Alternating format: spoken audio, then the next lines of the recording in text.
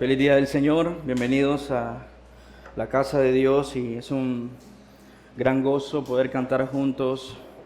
Que su misericordia es en abundancia para nosotros, viles pecadores, amén. Es una preciosa declaración que nace del Evangelio porque hemos recibido gracia sobre gracia en Cristo Jesús. Jeremías dice que nuevas son sus misericordias cada mañana y hemos recibido eso hoy. Su bondad, su misericordia a nuestra vida. Y así como hemos recibido misericordia de nuestro Dios en abundancia de nuestra falta, creo yo también sería un buen recordatorio para nosotros llamarnos a extender esa gracia a aquellos que nos ofenden, ¿cierto? Porque es un gran privilegio recibir el perdón de Dios y la bondad de Dios.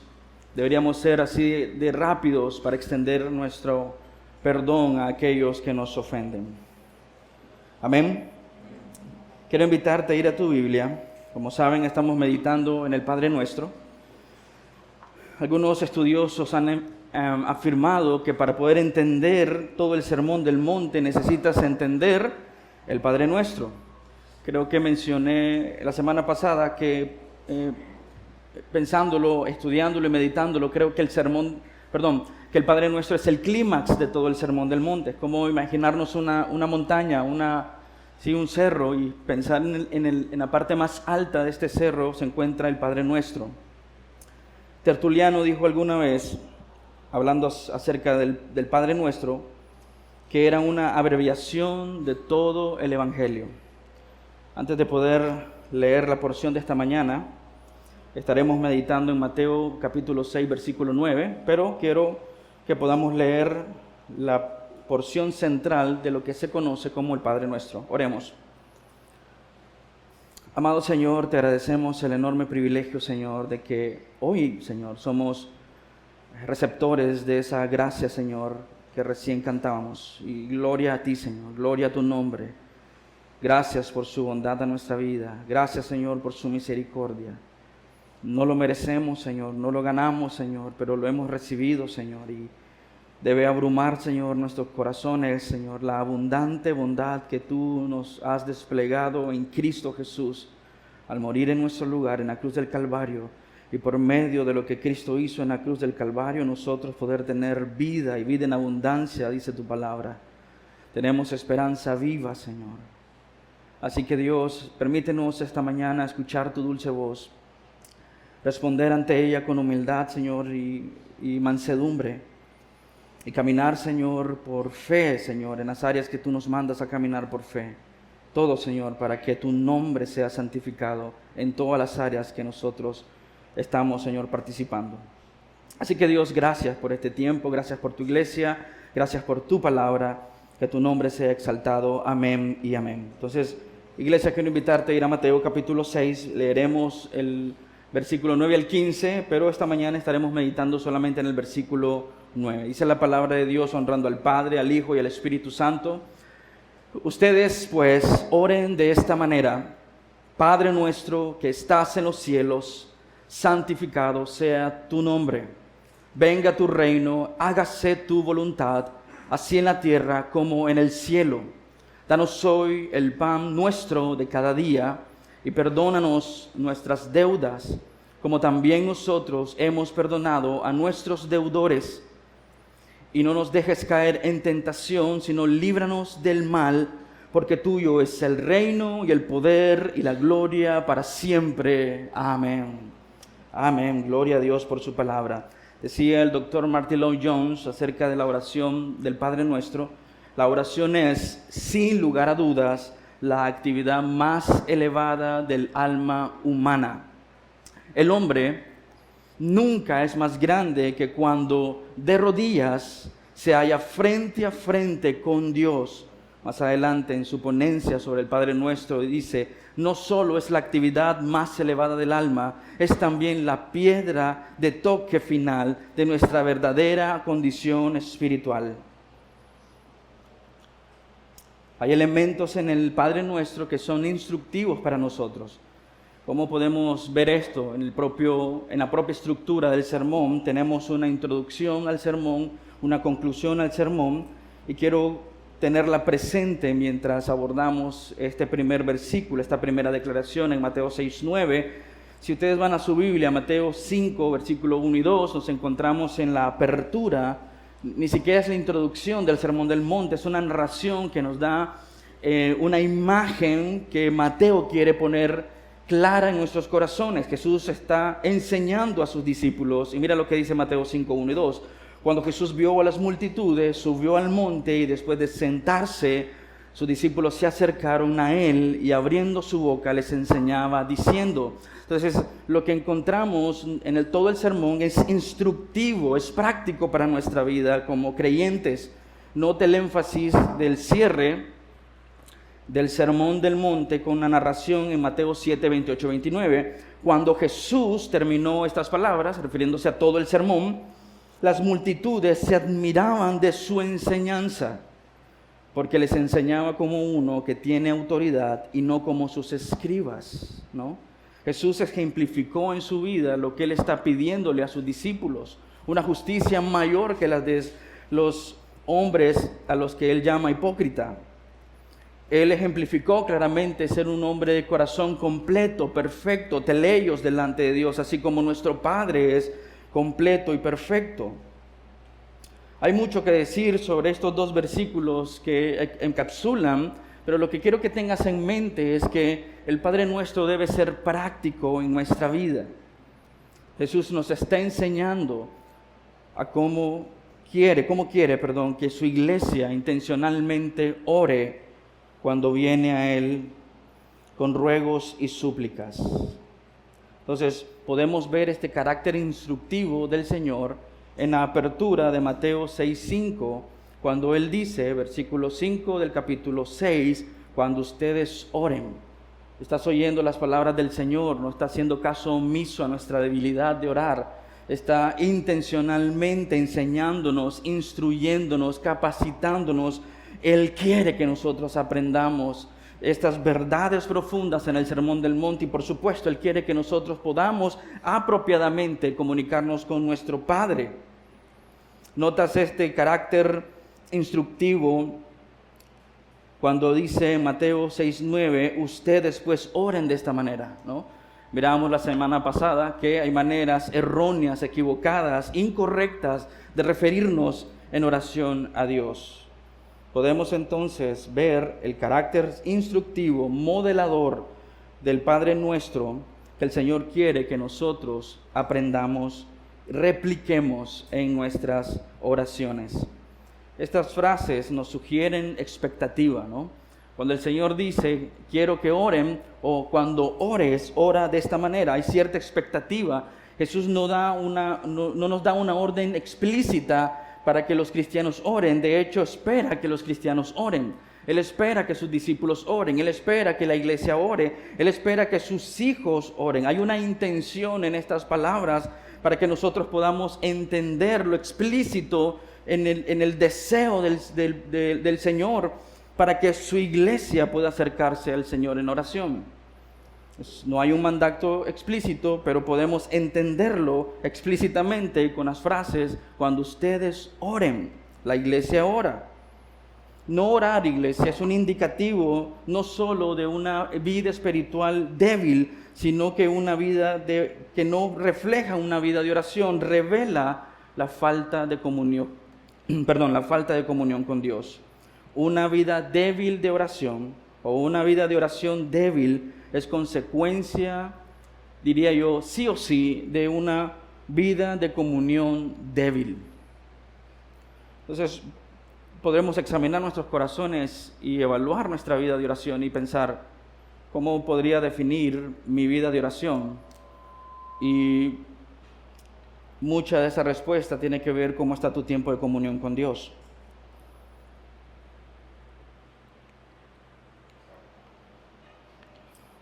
Tu tiempo de oración personal, tu tiempo de oración congregacional, lo que dices, lo que oras, cómo oras, dice muchísimo de ti. La oración, iglesia, termina siendo un termómetro espiritual del alma. termina siendo un termómetro espiritual de nosotros, de nuestra condición, cómo realmente estamos. Así que antes de continuar, permíteme preguntarte, ¿cómo está realmente tu vida de oración? ¿Cómo estás realmente en tu tiempo de oración con el Señor? Y lo peligroso al tratar de responder una pregunta como esta es evadirla con nuestra actividad, con nuestra rutina. Solemos orar. O sea, cada religión en el mundo tiene una forma de expresar sus necesidades. No estoy diciendo que son correctas, simplemente estoy diciendo que como humanos tendemos a expresar nuestras necesidades. Queremos hablar sobre lo que nos pasa y mucho de eso ocurre en el tiempo de oración. Pero mi pregunta es, ¿realmente estamos orando con todo nuestro corazón, con toda nuestra fuerza y con todo nuestro ser? ¿Cómo realmente está nuestra vida de oración? Porque si resumimos nuestra vida de oración a un tiempo muy corto en la mañana antes de salir agitados al trabajo, o un tiempo muy corto antes de acostarnos porque estamos sumamente agotados por el día, o los tiempos de oración antes de comer, diría yo, es una vida de oración muy frágil, muy débil. Sobre todo cuando la Escritura nos llama, nos invita a ser oradores sin cesar, todo tiempo en oración. Nuestra mente está en oración, nuestro corazón está orando constantemente, pidiéndole al Señor, Él sea glorificado. Piensen en esto por un momento, iglesia, porque la oración, dije, es un termómetro de nuestra condición espiritual. Hermanos, cuando nosotros venimos al Señor en oración, articulamos nuestras más profundas convicciones. Lo tengas presente o no, cuando hablamos al Señor, cuando oramos al Señor, cuando clamamos al Señor, cuando rogamos al Señor, nosotros expresamos la profundidad de nuestro corazón, expresamos nuestras más profundas convicciones. Quizás no lo pensamos al orar, quizás no meditamos en eso al momento de orar, pero cada una de nuestras oraciones son una muestra de nuestras creencias teológicas, son una muestra de nuestras creencias doctrinales. Cada oración elevada a Dios muestra o revela nuestra profundidad teológica o la falta de ella. Solo examinemos por un momento, sin apartarnos de entender que es algo para nuestro propio corazón, pero se escucha decir en la cultura cristiana, evangélica, términos como yo declaro, yo decreto, en esta hora, Señor, yo te ordeno. ¿Qué clase de teología hemos aprendido para llegar a articular esas cosas? Que solo piensen esto por un momento. No es una crítica, por supuesto ustedes conocen mi opinión perfectamente sobre esto, pero lo que quiero que pienses es que este ejemplo simplemente tiene que sernos útil para nosotros entender que muchas de nuestras oraciones simplemente están revelando la carencia de conocimiento de Dios. ¿Qué nos dice esto del Dios al que se ora cuando le oramos con tal prepotencia? Decirle, Señor, te ordeno. En esta hora, Señor, te ordeno tal cosa. Hay una desconexión teológica profunda, pero simplemente está revelando la arrogancia de nuestro corazón. No acepta un no por respuesta de Dios. ¿Y a qué Dios estás orando así? Entonces, iglesia, piensa por un momento en eso. Quizás no hemos llegado a ese extremo, pero solemos orar de la misma manera muchas veces. Señor, yo hago esto y aquello, entonces tú deberías responder. Un tipo de manipulación cristiana en la que escondemos con frases evangélicas, cristianas, romantizamos nuestro orgullo y nuestra prepotencia, exigiéndole a Dios, obre como nosotros queremos. Nuestra vida de oración simplemente revela la profundidad de nuestro corazón. Cuando oramos, podríamos estar desconectados de muchas situaciones a nuestro alrededor, iglesia. Podríamos no saber mucho de economía, podríamos no saber mucho de sociología, podríamos no saber mucho de socioeconomía y muchas otras cosas más, de filosofía. Podríamos incluso caer en una vida de oración rutinaria, monótona, repetitiva, pero nunca, iglesia, oras desconectado de tu corazón. Nunca. Siempre está, la mente y el corazón están conectados. Por eso la Escritura dice, la abundancia del corazón habla la boca. La abundancia de nuestro corazón, Lucas 6:45, el hombre bueno del buen tesoro de su corazón saca lo que es bueno, y el hombre malo del mal tesoro saca lo que es malo, porque de la abundancia del corazón habla su boca. De la abundancia del corazón salen nuestras oraciones. Dicho de otra manera, lo que tu corazón contiene es lo que contienen tus oraciones. No hay forma de engañarnos ahí. Lo que sale de nuestra boca, lo que sale de nuestro corazón es lo que contiene nuestro corazón. Y muchas veces solo revela la necesidad de nuestra alma. Y solo revela la necesidad de conocerle profundamente. Solo revela el hecho que no hemos crecido como creemos que hemos crecido. Nuestras oraciones revelan de manera clara lo que creemos acerca de todo, ¿sí? Revelan lo que creemos acerca de Dios. Nuestras oraciones, cuando oramos con temor, están revelando que nosotros realmente no creemos que Dios es un Dios soberano y está en control de todas las cosas. Cuando oramos por miedo a las crisis, estamos respondiendo teológicamente a las crisis con nuestra oración temerosa, porque no estamos confiando de que Dios puede hacer de esta crisis nosotros podamos crecer. Se nos olvida la palabra de Dios, porque meditamos muy poco en la palabra de Dios. Por eso es la necesidad, ¿no?, de congregarnos fielmente, para que nuestra mente y nuestro corazón sea renovado con la verdad de Dios. Recibimos noticias difíciles y nuestros corazones se derrumban, porque no recordamos que Dios es todopoderoso, que Dios es soberano, que Dios tiene el control de todas las cosas. No necesitas tener el control, iglesia o hermano. Déjame decirte, no podrías, no sabrías qué hacer aún teniendo el control. Porque hagamos esta suposición, digamos que Dios dice, bueno, ten todo el control, no tienes toda la fuerza y no tienes toda la sabiduría, sería un desastre. Así que no pelees con tener todo el control y en lugar de eso simplemente confía en el Señor con todo tu corazón, con toda tu fuerza y con todo tu ser. Nuestras oraciones dicen claramente lo que nosotros creemos acerca de Dios, dicen claramente lo que nosotros creemos acerca de nosotros mismos. Revela lo que nosotros creemos del mundo, nos muestra lo que nosotros creemos de nosotros mismos, pero también muestra lo que creemos que Dios cree de nosotros. Solo examinemos nuestras peticiones. Hay términos en la cultura, en general, ¿no?, de ser los Jehová Junior, los princesos del Señor. A veces es difícil respetar cosas así, ¿no? O princesas del Señor. Tenemos un estatus en el Señor como hijos de Dios. Pero simplemente la forma en cómo hablamos, cómo interactuamos al día a día, está revelando lo que contiene nuestro corazón. Solo examina tus últimas 5 peticiones que hiciste. Quizás hoy en la mañana oraste rápido. Así que hagamos el ejercicio hacia atrás toda la semana. ¿Por qué oraste? Y muchas de estas oraciones solo van a mostrar nuestra ingratitud. Muchas de estas oraciones van a mostrar nuestra inconformidad. Muchas de estas oraciones van a mostrar que yo quiero ser el centro de este mundo. Pero gracias a Dios por la instrucción, ¿no? Gracias a Dios por su palabra. Hay una frase en latín que dice lex orandi, lex credenti, que significa así como oramos, así creemos. Y la oración del Padre Nuestro obviamente no es la única manera de orar, ¿no? No es un modelo rutinario, no es un modelo estático, no es un modelo repetitivo.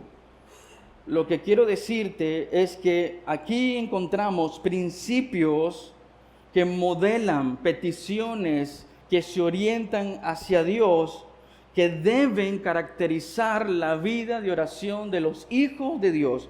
Déjame repetirte esto. Lo que encontramos aquí son principios modeladores que nos enseñan, que nos orientan ir hacia Dios en nuestras oraciones, que deben caracterizar la vida de oración de todo hijo de Dios. Jesús no pretendía que su iglesia orara así de esta manera y terminara sus oraciones así, simplemente repitiendo frase por frase, palabra por palabra. ¿Podemos hacerlo? Por supuesto que sí, podemos hacerlo. Es un buen credo para nosotros. Es la palabra de Dios, ¿no? Es bueno aprendernos de memoria esta oración. Pero detrás de esta oración lo que están son principios que nos van a ayudar a orientar nuestras oraciones hacia el Señor que revelan un corazón que confía plenamente en el Señor, que vive para la gloria de Dios. Por tanto, el Padre nuestro no solo informa nuestra manera de oración debe ser así, sino que corrige, instruye, modela y regula nuestra teología práctica en la oración. Por eso la ilustración del Señor Jesús, el que oye mis palabras y construye, es como aquel que construye y dice su vida sobre la roca. Él quiere que pongamos en práctica estas palabras. El Señor Jesús está corrigiendo nuestra teología práctica en la oración, en estos textos, mientras nos muestra la necesidad de orar correctamente, mientras nos muestra cómo debemos orar pertinentemente a un Dios todopoderoso. Evoca un sentido de urgencia para la iglesia que recibe estas palabras. Obedecer sus palabras, honrar sus palabras, obedecer sus mandamientos. Aquí hay dos cosas antes de abordar el versículo que quiero poner en nuestros corazones y mente. Jesús quiere enseñarnos a orar, ¿no? Pero tienes que estar dispuesto a aprender. Notas eso en la primera narración de Mateo, en Mateo 5, cuando dice el Señor subió al monte con la intención de enseñar. De hecho, esta formulación de que se sentó está hablando acerca de lo que hacían los maestros en su tiempo. Se sentaban para instruir. Él quiere instruir. Y dice que sus discípulos se acercaron porque querían escuchar la instrucción del Señor.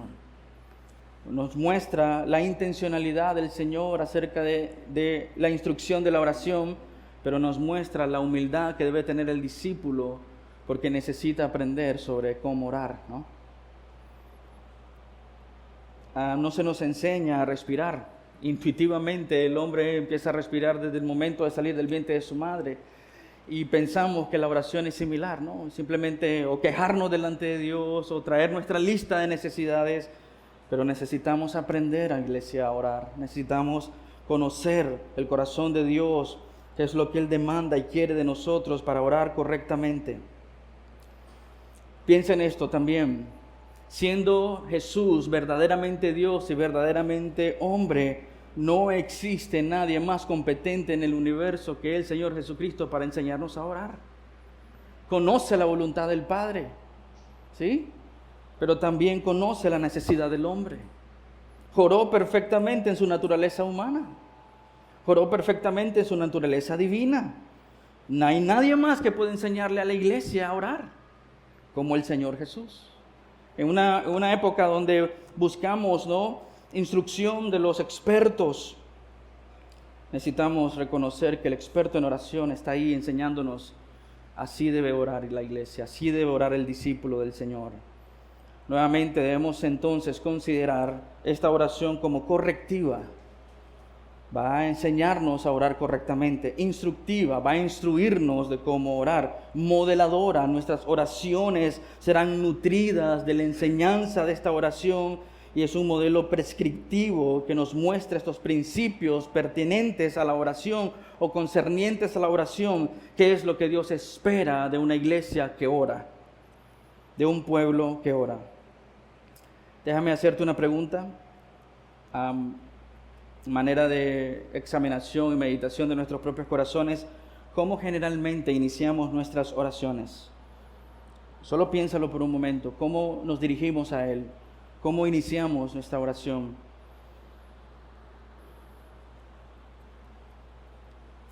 Te hago otra pregunta mientras piensas en esto. ¿Está mal traer peticiones a Dios? ¿Es malo pedirle cosas a Dios? No lo creo. De hecho, la Escritura nos anima a traer nuestras peticiones y necesidades a Dios aun cuando Él las conoce, ¿no? Hablamos un poco de esto la semana pasada. De hecho, la oración es que traigamos nuestros ruegos y súplicas al Señor. Podemos traer y Él espera que su iglesia se humille y traiga estas peticiones a Él. De hecho, Pedro nos dice, traigan sus preocupaciones y ansiedades ante el Señor sabiendo que Él cuida de ustedes. Pero si somos honestos, iglesia, la mayoría de nuestras oraciones solo tratan sobre mis necesidades, sobre mis preocupaciones o tus necesidades. Cuando hay algo que nos carga, con lo que no podemos avanzar, Cuando hay algo que perturba nuestro corazón y nuestra mente, solemos venir al Señor quizás con urgencia, pero solo a traer nuestras peticiones y nuestras demandas ante el Señor. Nos presentamos a Él con nuestra lista de necesidades. Y lo que Jesús enseña en esta oración es un desafío realmente para nosotros como cristianos. Es primero pensar sobre a quién estoy viniendo en oración. Él dice, Padre nuestro, que estás en los cielos. Esa es la apertura con la que el Señor inicia. Debemos pensar a quién me estoy dirigiendo en oración, ¿no? Notemos la manera en que Jesús nos dice que la iglesia debe orar, que sus hijos deben orar, que sus discípulos deben orar. Él dice, Padre nuestro que estás en los cielos, santificado sea tu nombre.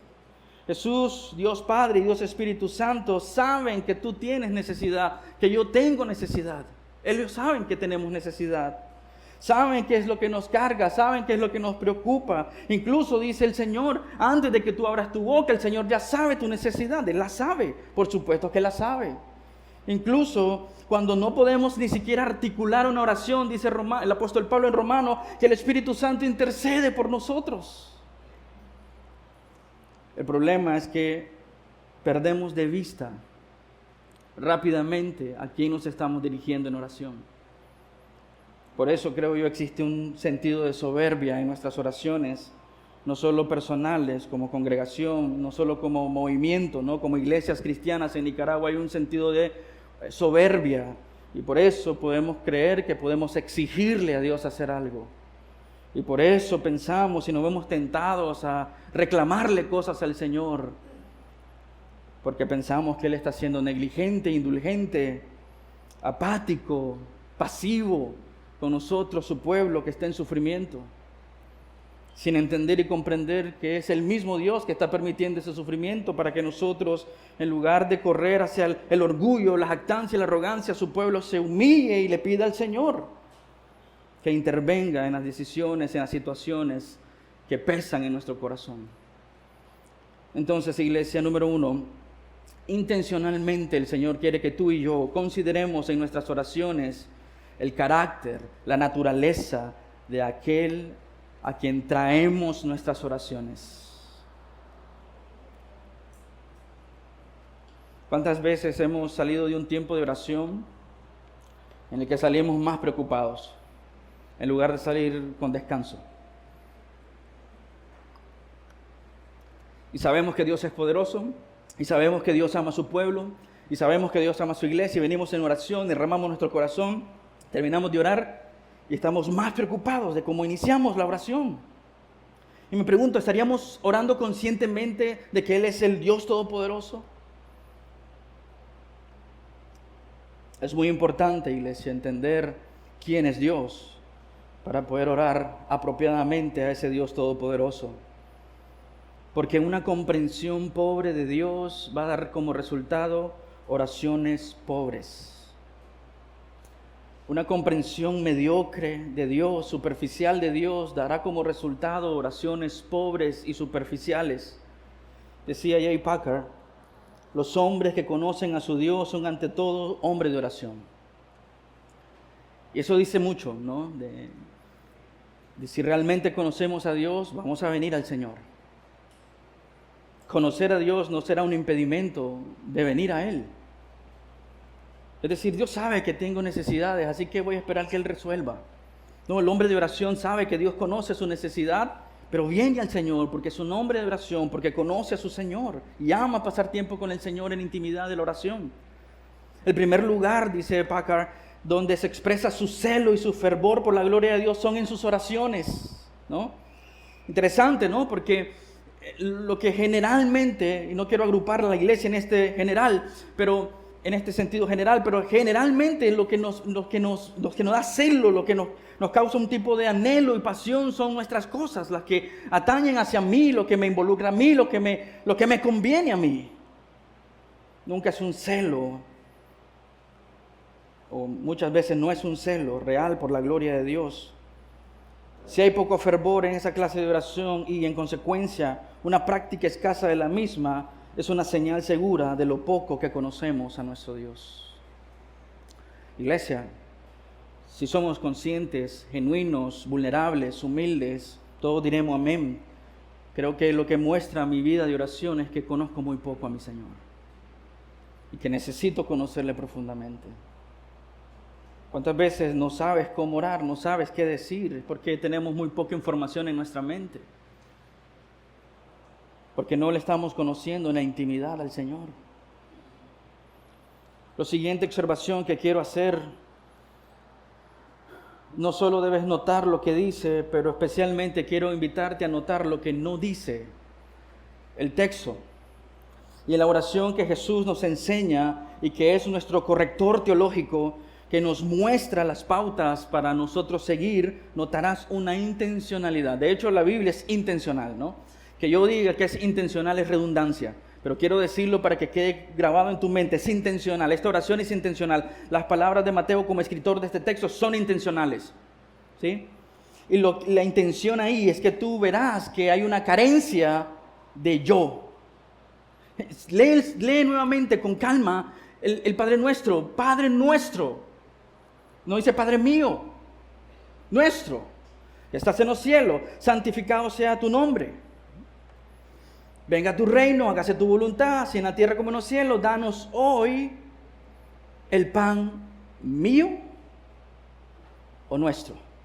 El pan nuestro. Perdónanos, que dice nuestras o solo mis deudas, mis transgresiones.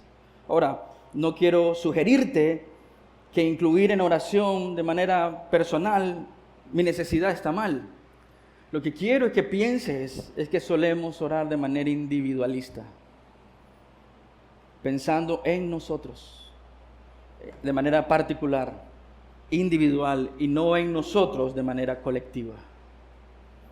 Qué preciosa esta oración, iglesia, porque realmente modela, corrige la forma en cómo estamos orando. Y estoy diciéndote que no dice Padre mío, no dice mis necesidades, no dice mi pan diario, no dice mis ofensas. No existe el yo en esa oración intencionalmente. No es una oración acerca de mí, no es una oración acerca del yo, no es una oración centrada en mí, no es una oración centrada en mi necesidad particular. No pierdas de vista el principio. No te está diciendo que no podrías afirmar tus necesidades en oración. No nos está diciendo que no podemos orar por nuestras necesidades particulares, por lo que llamaríamos mi pan diario en este momento. No está diciendo que no puedes llamarle a Él mi Padre, porque estaríamos negando lo esencial y lo recto en este texto, que sí es mi Padre y sí puedo presentar mis necesidades, pero el punto principal es no negar mi pecado, no negar mi ofensa, no negar que es mi Padre, sino enfatizar que no somos el centro de esa oración, ni de la oración. No somos el centro. Y que tenemos que aprender a orar en modo congregacional, como un cuerpo, como una iglesia, no solamente como individuos aislados. El Padre Nuestro es un llamado, iglesia, a abandonar nuestro individualismo. Nuestro marcado individualismo en nuestra oración no es un asunto sobre el yo, sino sobre nosotros. Una de las cosas más destructivas en una iglesia es el individualismo.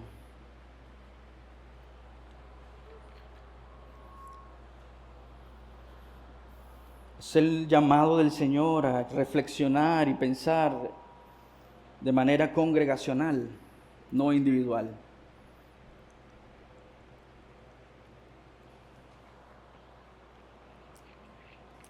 Hay un escritor católico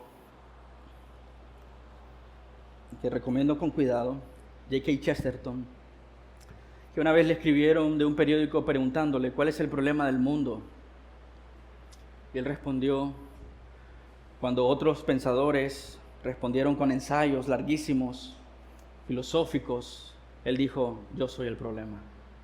Y si te pregunto cuál es el problema de nuestra iglesia, deberíamos ser sinceros como Chesterton y decir, yo soy el problema, sinceramente, Chesterton. Eso fue toda su respuesta. Es un pensador muy sagaz, inteligente, Y dijo eso. Y creo que la iglesia en este sentido debe considerar que el problema con nuestras oraciones somos nosotros. No conocemos a Dios como deberíamos conocerlo.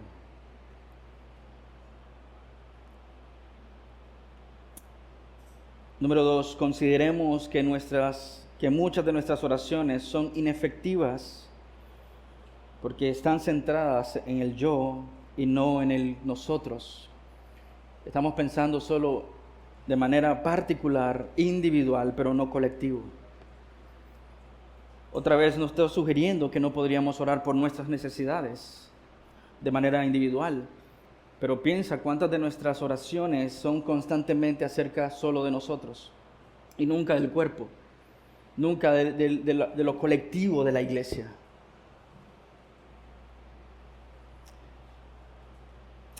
Esa es una de las mayores deficiencias en nuestros tiempos de oración porque somos demasiado ensimismados. Estamos demasiado enfocados en nuestros anhelos, estamos demasiado enfocados en nuestros sueños, estamos demasiado enfocados en nuestras preferencias, estamos demasiado enfocados en nuestras peticiones, en nuestras necesidades, demasiado enfocados en lugar de considerarnos como lo que somos, lo que Dios nos ha hecho. Nos dice que somos, le podemos llamar Padre nuestro, nos ha hecho una familia, somos hijos adoptados, que ahora estamos juntos en esto. Una iglesia, un espíritu, un evangelio, llamados para una misión. ¿Hay lugar para oraciones personales? Sí. Pero que el Señor Jesús quiere que veas es que nuestro marcado individualismo está dañando nuestro tiempo de comunión. Para aquellos que dicen, yo ya oré en mi casa, no necesito ir a orar con la iglesia en el tiempo de oración de las 10:30 o de las 10. Ya oré en la casa, ya oramos en la casa. Estás pensando de manera individual, no colectiva. Podemos orar juntos como congregación, podemos orar juntos en ese nosotros, porque Cristo hizo algo por nosotros. Nos acercó cuando éramos enemigos de Dios, nos hizo parte de la familia del Señor, nos sentó a la mesa por medio de su obra. Puedo llamarle Padre en virtud de la obra de Cristo en la cruz del Calvario, porque me ha adoptado. Tenemos esta terminología tan marcada y tan grabada en nuestras conversaciones que no tenemos problemas de llamar al hermano que viene a la iglesia, hermano, ¿cómo estás? Pero tenemos una desconexión porque la desconectamos de nuestra vida práctica de oración. Jesús nos enseña que debemos orar como hijos dentro de una familia que ha sido redimida, no como creyentes aislados. Y quiero agregar esto pensando en lo que es común hoy, ¿no? De tomar la iglesia como una rutina del domingo, pero sin comprometernos. Jesús no estaría de acuerdo con la práctica de simplemente visitar una iglesia y no comprometerse en una iglesia. No estoy diciendo que es esta, tal vez no es la iglesia que tú necesitas comprometerte, pero alguien te lo tiene que decir. ¿Sí? Necesitas entender que el Señor Jesús nos está enseñando a orar de manera colectiva, como iglesia, como un cuerpo. Así que pensar en cualquier cosa que atente contra ese cuerpo, que atente contra esa unidad, tú estás orando o viviendo en una vida práctica contraria a lo que el Señor pretendía enseñarle a sus discípulos o lo que Él espera que sus discípulos vivan de esa manera, en unidad, como una familia redimida, no como creyentes aislados. Deberíamos tener ese peso en nuestros corazones que cuando por motivos distintos, genuinos, no podemos estar en la casa del Señor, no podemos orar junto con nuestros hermanos, porque no estamos presentes con mi familia, con los hijos de Dios que aman al Señor. Deberíamos tener un peso, porque debido a lo que Cristo hizo en la cruz del Calvario, tú y yo podemos ser llamados familia de Dios, hijos de Dios. Y deberíamos tener ese peso cuando oramos, de pensar no solamente en nosotros, de manera individual, pero pensar en nosotros de manera colectiva, como iglesia. Número 3, Jesús nos enseña a venir intencionalmente a Dios como nuestro Padre. Y nos dice, el que está en los cielos. Aquí hay dos cosas interesantes en esta pequeña descripción, hay un universo teológico. Padre nuestro que estás en los cielos. Jesús quiere que su iglesia ore al Señor pensando en la paternidad de Dios, pensando en que el Padre nos ama. Cuando vengas en oración, nota esto, otra vez, es intencional. Él quiere dejar marcada a su iglesia con el amor de un Padre sumamente amoroso y protector, proveedor. Nota que Él no dice, y no estaría mal que el Señor Jesús dijera o recomendara a su iglesia, cuando vengas en oración, di Dios, creador del cielo y la tierra, porque Él es el creador de los cielos y la tierra. ¿Sí? No nos dijo, oremos a Él diciendo, oh Dios Todopoderoso, y Él es Dios Todopoderoso, ¿sí? No nos dijo, ora al único y sabio Dios, y es el único Dios, y es el único sabio. No nos dijo, ora al Santo, Santo, Santo, y Dios es Santo, Santo, Santo. Lo que quiero dejar marcado en ti es que nos dice, ve al Padre.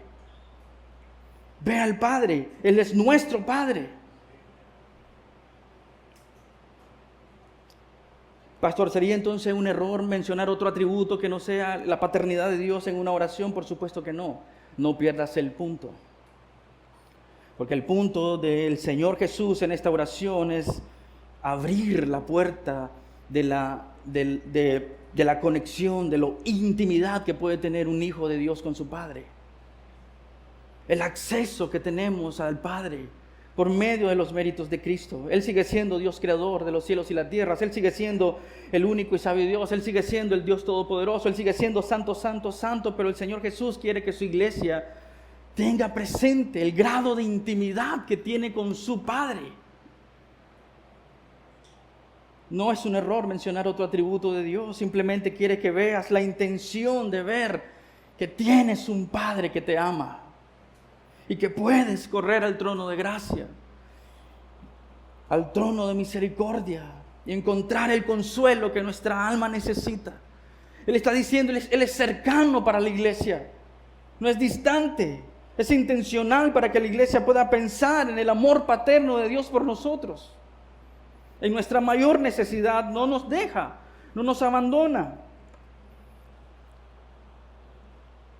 Él quiere que le reconozcamos como nuestro Padre.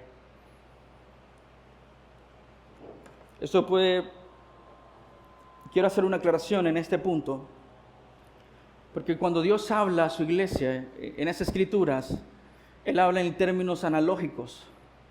Él está hablando de que Dios es un Dios con Padre, ¿no? Tiene esos elementos y atributos que nosotros relacionamos con los padres que tenemos. Y quizás ese es un dolor en nuestro propio corazón, porque quizás hemos tenido padres que no han sido padres como queremos o como deben serlo. Y quizás esa herida profunda en nuestros corazones nos impide ver a Dios como Padre. Pero Él está hablando en términos que nosotros podamos entender. De que Él está cercano, de que Él está accesible, de que Él quiere que tú llegues. No existe un Padre consciente de su paternidad, que sus hijos entran sin pedir permiso a la oficina. Y claro, quizás hemos fallado nosotros en enseñarle a nuestros hijos un tipo de orden desmedido.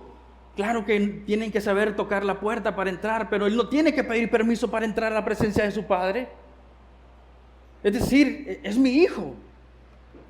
Puede entrar a la presencia de su padre. Pero claro, nuestra lucha es quizás estamos poniendo una carga, un peso, viendo de manera nublada la paternidad de Dios, porque quizás en nuestros corazones pensamos, yo tuve un mal padre, nunca proveyó, de hecho mi padre me abandonó, dirán algunos. Bueno, el tuyo te abandonó, pero el mío estuvo ahí, pero es como que no estaba. Y pensamos que Dios es así porque solemos asociar, ¿no? Él es un padre. Y pensamos, está distante. Pero lo que el Señor quiere enseñarnos, iglesia, es que está cercano a nosotros. Hemos confundido el rol paternal de Dios con el atributo paterno de Dios con un rol paternal sobre su creación. Muchos confunden esto, y lo que el Señor Jesús en el Padre Nuestro está diciendo, está hablando acerca de la paternidad de Dios no de un rol paterno providencial. Déjame explicarte esto. En Mateo 6:26, si tienes tu Biblia, puedes ir ahí. Encontramos algo interesante, porque encontramos en esencia una característica paternal de Dios. Y pensamos entonces que Dios Padre es Padre de todas las criaturas por igual. Y no es así. Dios no es Padre de todos, de la manera en como el Sermón del Monte y la oración del Padre Nuestro sugiere, aunque Él desempeña un rol providencial paternal sobre su creación. Él provee, Él sustenta, Él alimenta, Él sostiene su creación. Y generalmente se suele asociar eso con el rol o la característica esencial de que es nuestro Padre por medio de los méritos de Cristo. Y todas las personas tienden a pensar en eso como Él es mi Padre también. Pero si tú lees Juan 8 te das cuenta que Jesús es claro. Y le dice a los fariseos, ustedes son hijos de su padre el diablo. Entonces no quiero una confusión, porque vemos ese rol providencial, paternal del Señor sustentando, proveyendo y cuidando su creación. Mateo 6:26, miren las aves del cielo que no siembran, ni ciegan, ni recogen en graneros, y sin embargo el Padre Celestial las alimenta. Pero Él no está hablando de la misma manera cuando Él dice, tú puedes llamarle a Él Padre que está en los cielos. Porque lo que tiene en mente ahí es nuestra adopción como hijos de Dios. Es nuestra redención por medio de los méritos de Cristo. Es decir, que tú y yo podemos conocerle a Él como Padre por lo que Cristo hizo en la cruz del Calvario. Tomar nuestro lugar. Podemos llamarle Padre porque tenemos una relación de paternidad e hijo por medio del Hijo, que es Jesucristo. Mira lo que dice Efesios 1:4-5. Porque Dios nos escogió en Cristo antes de la fundación del mundo para que fuéramos santos y sin mancha delante de Él. En amor nos predestinó para adopción como hijos, para sí mediante Jesucristo, conforme a la buena intención de su voluntad. Él quería hacerlo y lo hizo de esta manera por medio de la obra de Cristo.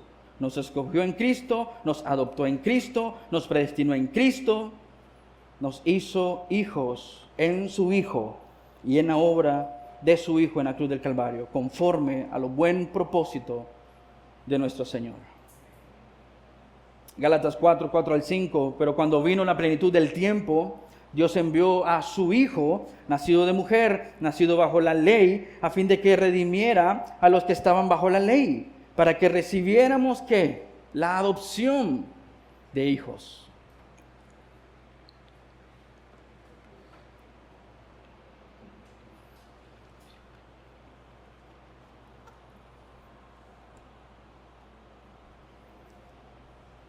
Para que tú y yo fuéramos adoptados cuando éramos enemigos. Por eso el Padre Nuestro indica esta relación íntima y profunda.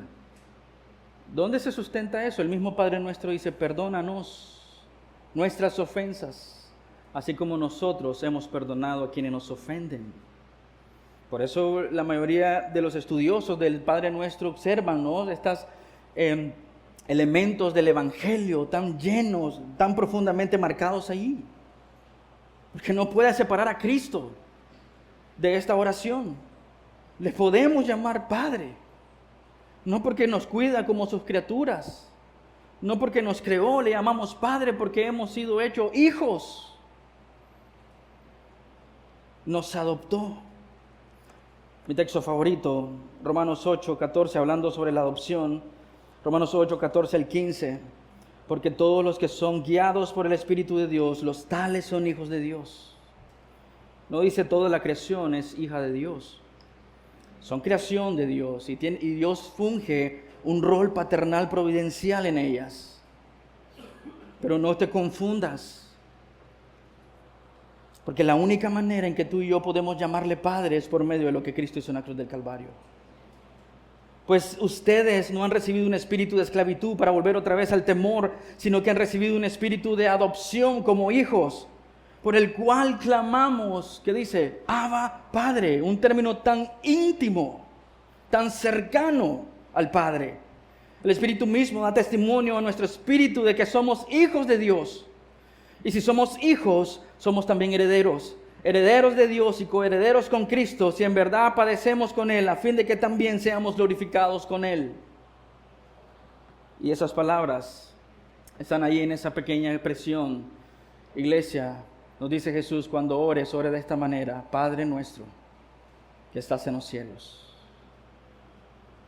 Hay un universo teológico en esta declaración. Es un dulce recordatorio de nuestro extravío, de nuestro exilio, pero también de nuestra reconciliación.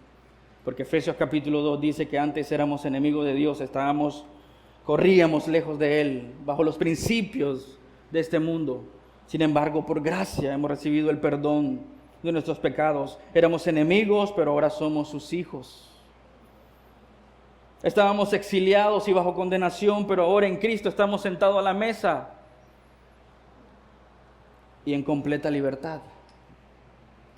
El pecado en el huerto del Edén nos separó y nos condenó. La obra de Cristo nos acercó y nos dio comunión, acceso al trono, acceso al Padre, el privilegio de llamarle íntimamente Abba, Padre. Esta oración, iglesia, nos recuerda la inmanencia de Dios, que Dios es inmanente y que Dios es trascendente. Su trascendencia se refiere a este sentido en el que Dios está por encima de nosotros, está más allá de todo lo que ha sido creado. Se refiere a su majestad exaltada por encima de todas las cosas creadas. Nuestra mente es tan finita que no logra entender lo lejano que está Dios de nosotros en su santidad. Aún articulando y meditando en tanta teología, tratando de entenderlo, estaríamos lejos de comprender cuán trascendente es nuestro Señor en su majestad, en su gloria, en su honor. Padre nuestro que estás donde en los cielos, pero nos recuerda que Él está cercano, eso es inmanencia. Nos recuerda que Él está presente con nosotros en nuestro día a día. La definición del Antiguo Testamento acerca de cómo le iban a poner a aquel niño que vendría: Dios está con nosotros. La promesa del nuevo pacto: Él caminará con su pueblo. Esa es la inmanencia de Dios. Él es inmanente y trascendente, exaltado por encima de todo, tan dulce y tan cercano a nuestra necesidad, presente con nosotros en nuestra lucha. Iglesia, lo que debe producir nuestros tiempos de oración es una profunda dependencia y una intimidad mucho más profunda que la anterior. El conocimiento de esa trascendencia e inmanencia de Dios debe producir en nosotros oraciones humildes y oraciones reverentes.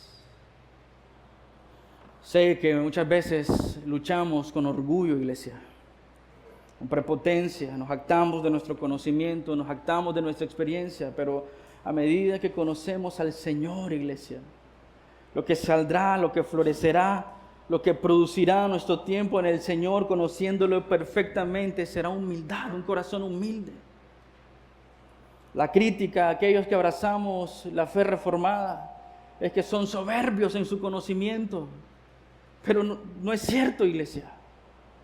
El hombre que conoce al Señor es un hombre humilde,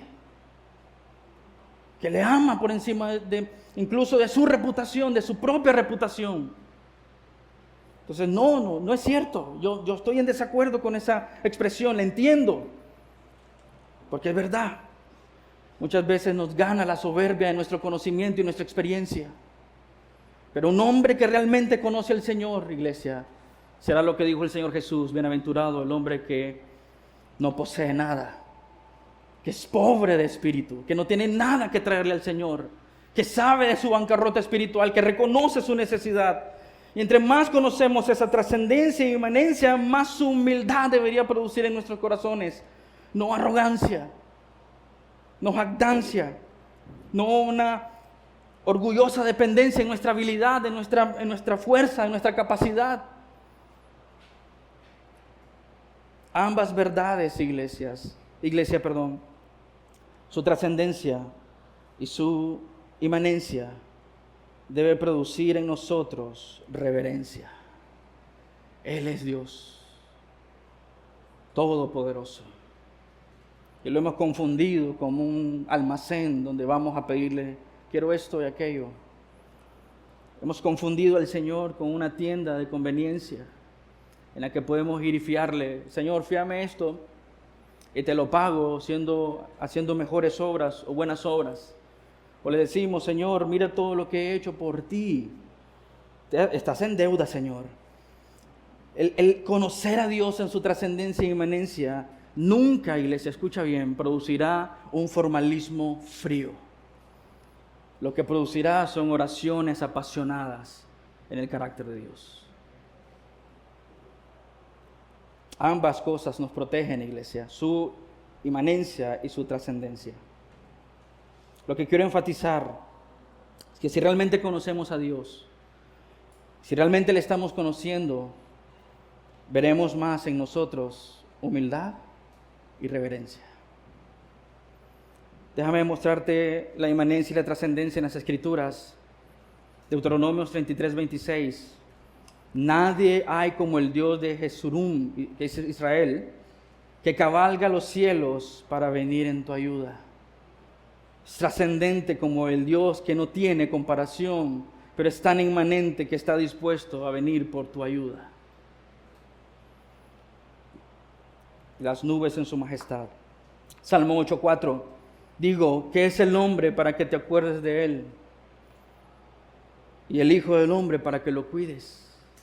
Eso revela su inmanencia, su cercanía, su disposición para ayudar y servir a su pueblo y a sus hijos.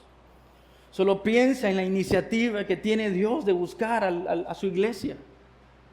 Solo piensa en la iniciativa que tuvo Dios de buscar a Adán y Eva después de su transgresión. Han ofendido a un Dios santo. Han ignorado su mandato. Han pasado por alto su santidad. Y sin embargo el Señor busca al hombre e interviene. Porque decide matar animales para vestir la desnudez de Adán y Eva, que orgullosamente habían pretendido presentarse ante el Señor con sus trapos de higuera. Y el Señor en su misericordia se acerca.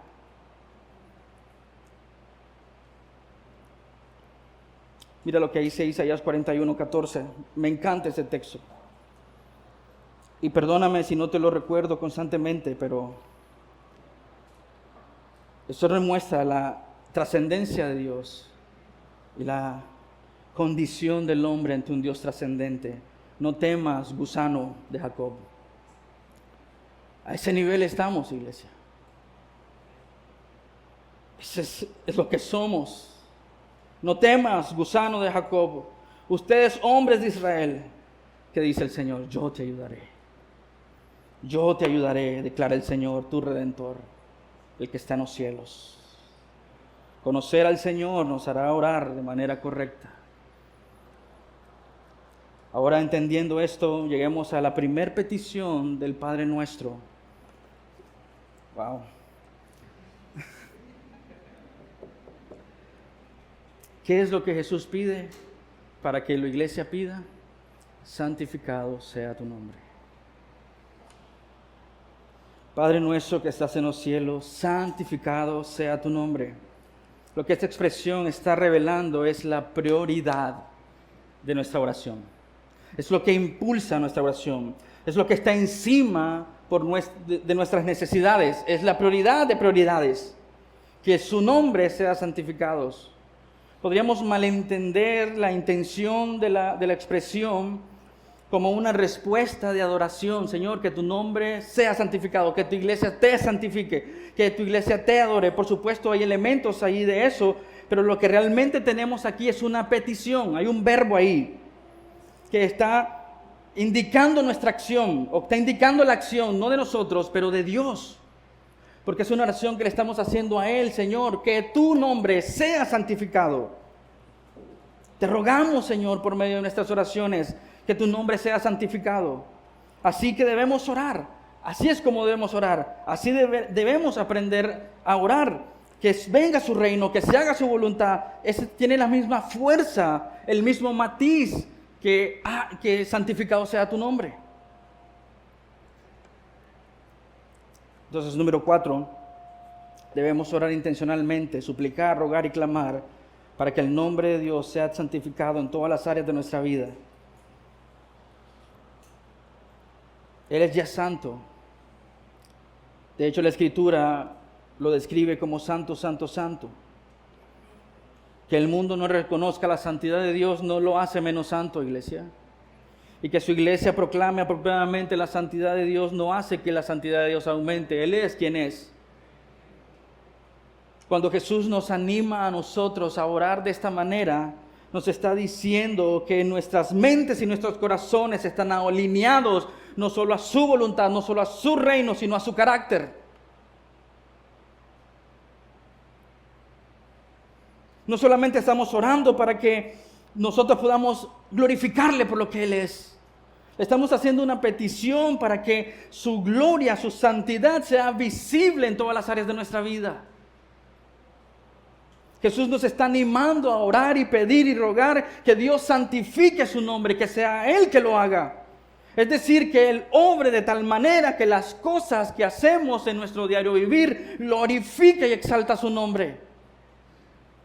La instrucción para nosotros, sus discípulos, es orar para que Dios sea honrado, para que Dios sea glorificado. Esta petición reclama una realidad celestial. Porque más adelante dice, agrega esta expresión, así en la tierra como en el cielo. Así como tu nombre, Señor, es apropiadamente glorificado en los cielos, con tus querubines y tus santos cantándote día y noche, santo, santo, santo, que esa realidad en los cielos sea una realidad en nuestra tierra. Que sea una realidad en donde estamos. Señor, glorifícate, Señor, santifica tu nombre en nuestra vida.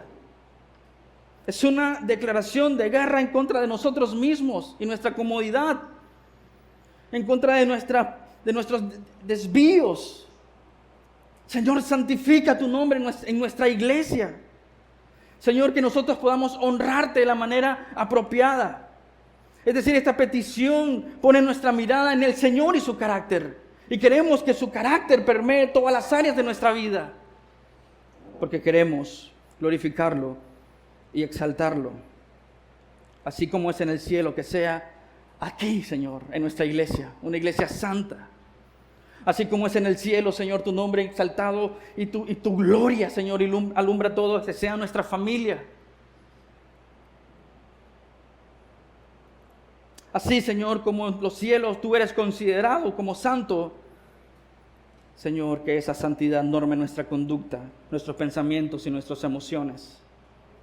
Pedir que su nombre sea santificado es pedir que la iglesia valore la santidad de Dios, que atesore su carácter, que valore por encima su santidad, porque la iglesia será la muestra visible de la santidad de Dios.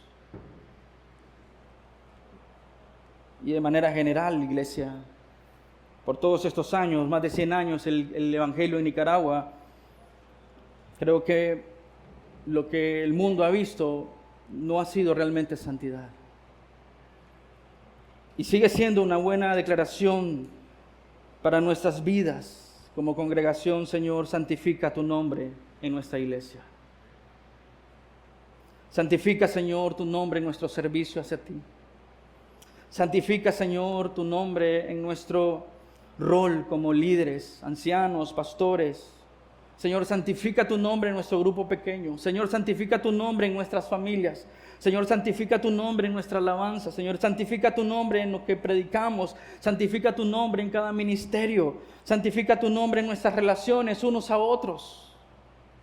Santificado sea tu nombre en esta iglesia. Santificado sea tu nombre en las iglesias Petra. Santificado sea tu nombre en cada iglesia donde se predica tu evangelio. Santificado sea tu nombre, Señor, en esta nación.